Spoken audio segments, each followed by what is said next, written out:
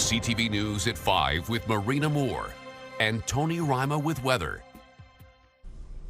Good evening. Thanks for joining us. Greater Sudbury Police have identified a suspect in the homicide investigation involving a tent fire at the Energy Court homeless encampment last week. Police are looking for 33-year-old Brandon Gramling McEwen in connection to the death of a 41-year-old man June 11th. Two tents were set on fire last Thursday around 3:30 in the morning. One person was found dead inside after the blaze was put out. Brandon Gramling McEwen is wanted on charges of first-degree murder, arson, and possession of a weapon. Anyone with information is asked to call police or Crime Stoppers.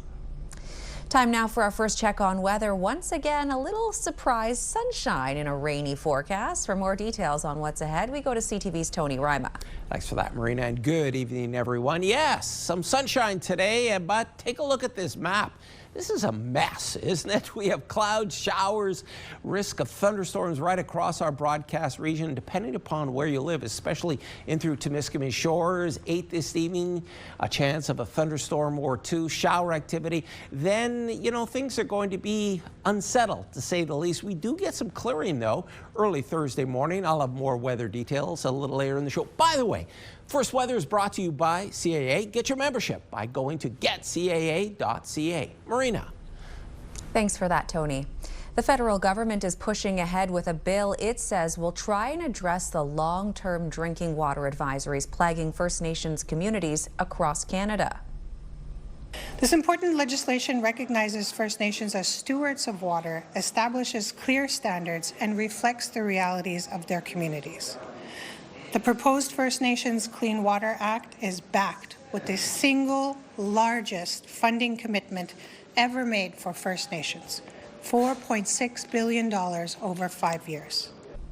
The minister says the new bill was written, in her words, to stand the test of time. She says it's a human right for people on First Nation lands to have safe drinking water. A previous bill was introduced in 2023, but the legislation was never passed because Parliament was prorogued. Meanwhile, hundreds of people from Kashechewan First Nation are still staying in hotels around the province while their water treatment plant repairs are not yet completed after the system failed in January. CTV's Lindsay Alick finds out how Northern First Nations are reacting to Bill C-37 tonight. Roughly 1,700 people have been away from home for over 180 days now, staying in 4 communities across the province, and officials say, unfortunately, it will be a little bit longer. We're currently getting the community ready. We've installed the UV system, the micron filter system, and right now it's just the infrastructure piece that we're working on. The mainline valves, the fire hydrants. The reason for this is we have to flush the infrastructure or the water lines in people's houses from cryptosporidium. So that's going to take chlorine dioxide to flush. So what we found at the beginning of this crisis was the fact that a lot of our infrastructure was not in the best condition, and this is why it's kind of taking a little longer than it should have. Wesley says the hope is to have the work complete and repatriate back into the community by the end of July or early August. He says he feels that if legislation like Bill C-37 was already in place, maybe the situation could have been prevented. I think if my communities had a say in what happened today and what they announced, I think they would say like show us that you can solve our issues and solve these problems that have been promised for so many decades. As First Nations leaders from across Ontario gather at the annual Chiefs Assembly in Rama, Northern Ontario's voice is being heard. Water is a human right. Full stop. We are looking to Canada to help us champion a shift from the outdated and colonial perspectives of First Nations being viewed as second-class citizens to ensuring our people can enjoy the same clean and safe drinking water guarantees as non-First Nations across this country. Leaders will spend the next 3 days advancing shared priorities and will address key issues impacting First Nations across the province. Communities like Saskatchewan will be watching. Lindsay Alick, CTV News, Sudbury. North Bay's police service released some numbers today on how its domestic violence and victim support unit is affecting intimate partner violence in the community. The details from CTV's Eric Tashner. We've been able to do a lot of things. Constable Sue Solomon and Constable Ashley St. John provide a snapshot of intimate partner violence data collected last year. With the support and the leadership that we had. According to their data, police responded to over 1,200 domestic violence-related calls, an increase of 120 compared to the year prior. We see it from all different households and all different pressures. It's really a crime about control. You just never really know what's going on behind your neighbor's door. 367 incidents were deemed chargeable. Over 280 calls resulted in charges against men, while close to 85 calls led to charges against women. So I'm very confident in how comprehensively we do investigations, how thoroughly we do them, but also how much attention we pay to supporting the victims through these. Things like sexual assault and domestic violence are underreported. Over the last 18 months, every single officer has gone through a 4-hour mandatory training to understand current IPV trends, coercive control and its impact on victims, risk assessment, the importance of thorough and trauma-informed IPV investigations, and direct perspectives from victims. They're doing what I've asked them to do. I try and set the table for them to give them the resources and the training, the education they need, and they have really run with the ball. Victim referrals to victim services of Nipissing District spiked in 2025. Close to 900 referrals were completed. That's up from 685 in 2024. Being uniquely situated in the building means we get to work much more closely with North Bay City Police, as well as we get to sort of do joint initiatives around prevention. The society is changing, and we're trying to evolve and change with it. As a result of the unit's commitment, other police services have reached out asking for training materials and investigative tools to assist with their own IPV investigations. Eric Tashner, CTV News, North Bay. Time now for a quick break. Coming up on CTV News at 5, Tony has your full weather forecast. For now, let's take a live look at conditions at Gillies Lake in Timmins. Not bad, right? What a beautiful place to be, no matter the weather. Stay with us.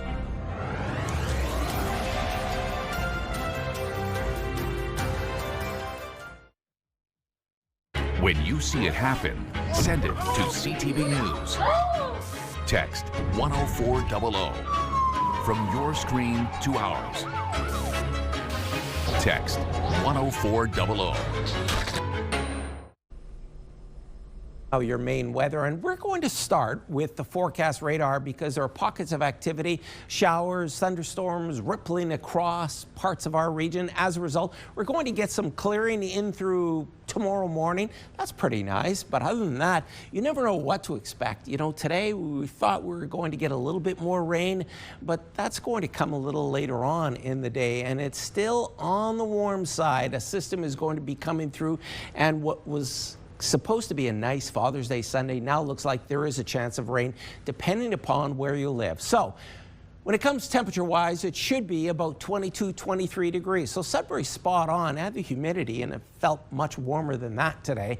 And then things are going to cool off just a little bit. So let's take a look at your 5-day weather forecast as we cycle through our temperatures, starting with Sudbury, Nickelbell tomorrow, risk of thunderstorms. 20 degrees, should be about 23 this time of year. And then, you know, the rain is going to stick around for Sunday. Yes, now we have a chance of rain. It was supposed to be a mix of sun and cloud. Dad's Day, 21 degrees. As we head on over to Sault Ste. Marie, Algoma, shower activity expected tomorrow. The daytime high normally this time of year in through Sault Ste. Marie is 22, so almost there. And then the temperature drops, but again, persistent shower activity. That's going to continue. And at 6 o'clock, I'll tell you why we're getting so much rain. And then on Sunday, a mix of sun and cloud. In through Timmins, Cochrane, Kapuskasing, and a risk of thunderstorms. The showers continue. Temperatures below seasonal. And on Sunday, well, some sunny breaks, 19 degrees. As we move into Timiskaming Shores and Kirkland Lake, a risk of thunderstorms. Temperature almost spot on. Should be about 23 this time of year. Again, the precipitation continues. Thursday, the temperature drops. And then on Sunday, well, some sunny breaks. And finally, folks, your 5-day weather forecast for North Bay, West Nipissing. Well, thunderstorms, there's a risk tomorrow. 21 degrees, should be about 23 as a daytime high, but the humidity will make it feel so much warmer than that. And then the showers are going to continue right to the end of the work week into the weekend. Sunday, though, Father's Day, well, 21 degrees and a mix of sun and cloud, and of course, a chance of rain. Marina, it's back over to you. All right, thank you, Tony. New data from the Canadian Dermatology Association shows concerning statistics among young people when it comes to tanning and avoiding sunscreen. As CTV's Amanda Hicks reports, it's prompted a major push for sun safety. It's a trend Sudbury dermatologist Dr. Tiffany Parsons is watching with growing concern. Skin cancer appearing in patients at a much younger age. I've had a lot of young patients with the first type of skin cancer that's the most common, which are called basal cells. We know basal cells are from accumulation of sun exposure. I'm seeing people in their 20s with these skin cancers. That's a big concern. Across Canada, studies show melanoma rates are also ticking upward. It's why the Canadian Dermatology Association is centering its annual sun awareness campaign on Gen Z. The findings reveal that while nearly 80% of Gen Z is worried about skin cancer, 4 out of 10 are still actively trying to get a tan, and only 22% wear sunscreen year-round. At Cambrian College, some students say UV protection is an automatic part of the morning routine. How often do you wear sunscreen? Every day. If I'm going to go somewhere where I know there's going to be a lot of sun, I will use sunscreen. While many say they have rejected artificial tanning beds, some still enjoy catching some rays outside. My side of the family can tan very easily. We don't really like a burn, so I don't know if that's why I don't really wear sunscreen as often as I should. I don't do tanning beds, but I do like to sit outside, lay outside, and get a little bit of sun. Others say skepticism has driven them away from sunscreen altogether. I did a lot of reading on it, that it was actually there's harmful chemicals and that it's cancer causing and a lot, so I just stay away from it completely. Parsons believes the hesitation comes down to a mix of youth invincibility and online myths. Get the question often, I read that sunscreen's bad for you, and this is completely wrong. We have very good supporting research and evidence to show that sunscreen is safe. Parsons says sunscreen needs to be reapplied every 2 to 3 hours to be effective. And while UV reflective clothing and wide-brimmed hats are great alternatives, a combination of all three remain your best defense. Amanda Hicks, CTV News, Sudbury. Coming up on CTV News at 5, celebrating Special Olympians. Plus, we take a look at recent updates at the Sudbury Courthouse, including the entrance security. Stay with us.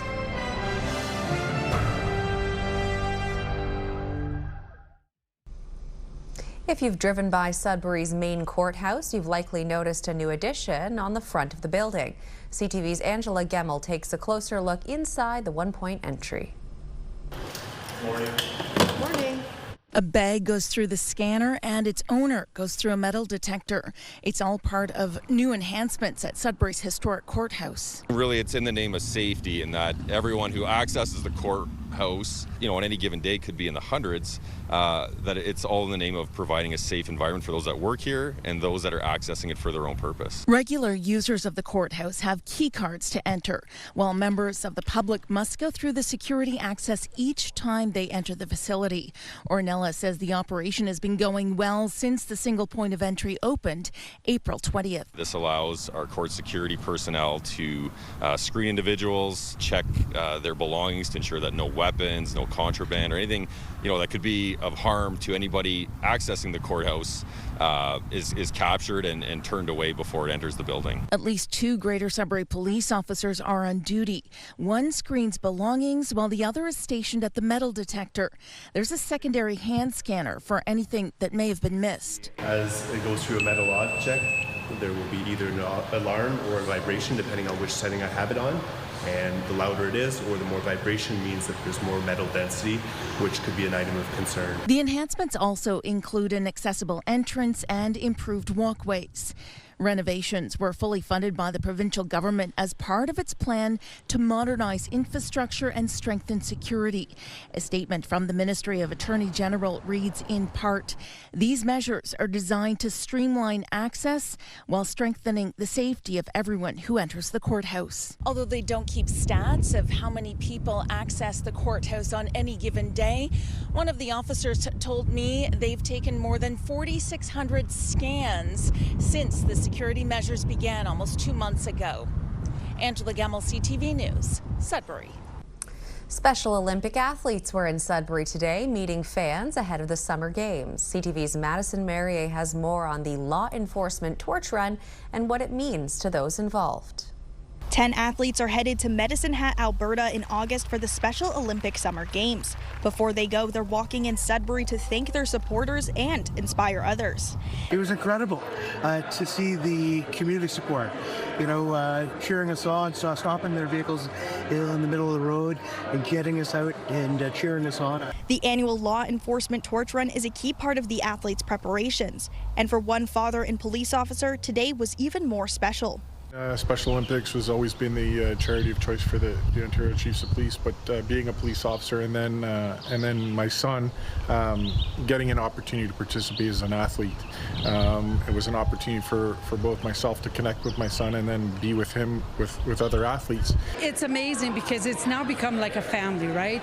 They're part of our family because no matter our events, we get to have police officers at any of our events, any occasion that's going on.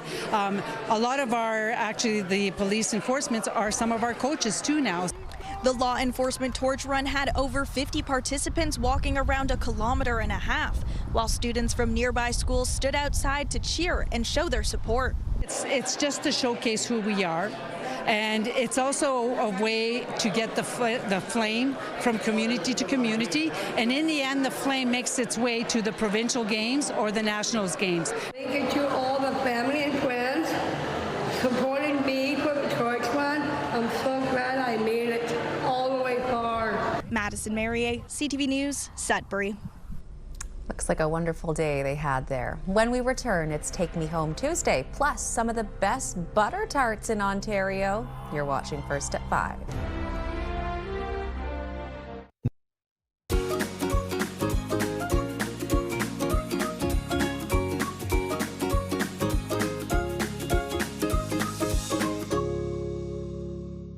Welcome to another edition of Take Me Home Tuesday as we look to find forever homes for dogs and cats. Emma Bailey of the Sudbury SPCA now joins us. So nice to see you again. Nice to see you too. But today you came in empty-handed. Why? I am. Right now we didn't have anyone available to come in. Sometimes it's just based on their personality or time of the day. It's up to them. So hopefully next week I'll have new ones available, but we still have some on our website that you can check out. And Red from last week got fully adopted as well. So a happy end to that story. It is. So let's talk about summer, and that's coming up. A change of season in just a few days. Do adoptions go up? Do they remain the same? Do they go down? What's your idea, your sense? We do see a spike in adoptions. Just last month, we even had 46 adoptions, which is incredible. So in the summertime, people have more time at home. They have more time off work to spend with the kids and the family. So bringing an animal into that kind of home is a lot easier when they have time to let them acclimate. So we see people coming in for adoptions, and we have lots of animals coming in and coming out. We talked about summer. A lot of people are going to be heading to camp. They're going to be bringing their dogs and cats. Any safety tips for those people watching at home? Absolutely. It's always great to bring them along with you. Keep that companion close. If you're going on the boat, same kind of precaution. You want to make sure they have a life jacket. If you're going in the car, make sure they have a harness or a seat belt, a carrier, whichever is safest for them. And just making sure they're hydrated and cool. In the summertime, the heat can be really intense on our animals and even ourselves. So just making sure they have shade to rest in, water to hydrate, and you're just keeping an eye on them. Do they need any special medication when it comes to the summer if you're taking them to camp, maybe more of a wooded area? It's always good to have tick prevention, tick and flea prevention, so you can either use collars, a spray, you can talk to your veterinarian to see what's best, but there's lots of options that'll fit your furry friend. Emma, thanks so much for coming in. Really appreciate it. Thank you for having me. As Emma Bailey of the Sudbury SPCA, and to see more of our Take Me Home Tuesday segments, head to our website, CTV News Northern Ontario.ca.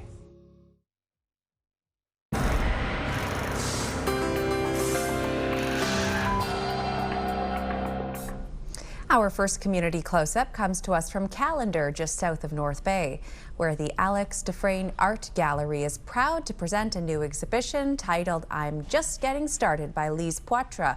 The show celebrates creativity, personal expression, and the beauty around us. Visitors can expect a series of works inspired by landscapes and everyday surroundings, with each piece offering a unique story and moment of connection. The exhibition opened over the weekend and will remain on display until July 11th. Speaking of the beauty all around us, take a look at this butterfly enjoying the sweet tastes of a lovely lilac tree. Lilacs happen to be my favorite flowers. I can almost smell this photo. Thank you for the view, Linda Levasseur at Wild Rose Campground in Batchewana. And from one beautiful flower to another, Larry Kirtley in Blind River spotted some pink lady slippers as well as pink lupin. This is one of the many joys of getting out and enjoying nature, the spots of colors that catch our eye and make us smile. Thank you as always, Larry. And if you have any pictures, videos, or events you'd like us to showcase, email them to us at communitycloseup@bellmedia.ca. Don't forget to include your name, location, and a short description. And finally for us, the results are in. Judges have voted for the best butter tarts in Ontario, and an Ottawa baker has claimed top prize. That's pastry chef Adrian Fontaine, creator of Milano Pizza's lemon meringue butter tart, which won first place in the professional wild style category at the Ontario Butter Tart Festival over the weekend. The event took place in Midland, north of Barrie. And I'm going to have to get my grandmother-in-law to submit her butter tarts next time, because in my opinion, you don't get better than that. Coming up at 6 o'clock, we'll also have a new mineral deal that could benefit the north, and a park in the Sioux will be getting a new life. We'll have that coming up. Here's a look at our tower cam in Sudbury for now, and I'll hand things over to CTV National News.